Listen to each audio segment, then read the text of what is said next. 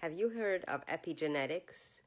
I don't know a lot about it, but what I do know is that it's your coping habits that are imprinted not by you, but by your mother and grandmother before you. So some of the things that you think are quote unquote bad habits or dysfunctional are actually a way that your mother and grandmother have learned to survive.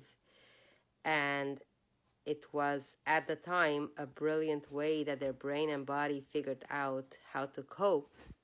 And at this time, maybe in your life, it has become a bit of a quote unquote dysfunction, and you want to replace it with something better. The important thing to realize is that it's not so simple as you, quote unquote, not working hard enough to replace those old habits, but rather this is really creating new pathways in your brain. So it's a huge deal to create that new habit to replace those old ones. So there's a lot of studies done about epigenetics. It becomes like part of your DNA, and it's not your DNA itself. So it is possible to change it, but it's really that ingrained.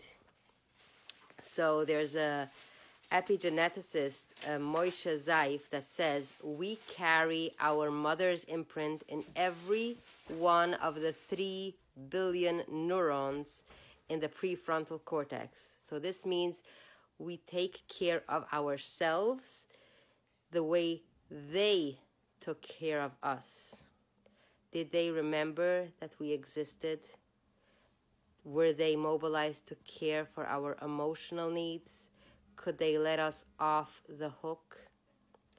Could they see us with generosity, with compassion and imagination? Could they be our protector or our advocate?